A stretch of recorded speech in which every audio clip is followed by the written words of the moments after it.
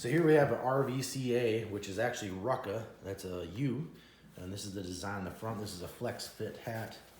Style for this is a AVHA. It's got a bunch of zeros. Dual Flexfit. Very nice hat.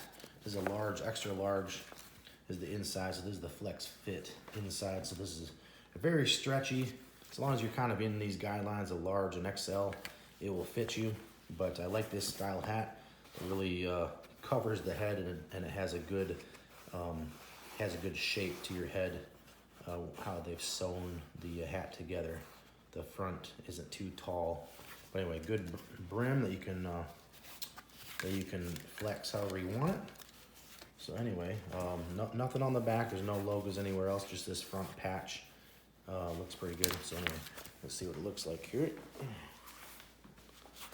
So that's kind of the design of it. I've got a little bit longer hair, so anyway, that's what the style of it looks like.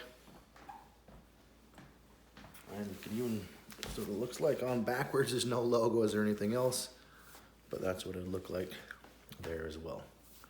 If you have shorter hair, you won't see your shorter hair. So anyway, this is a pretty good style.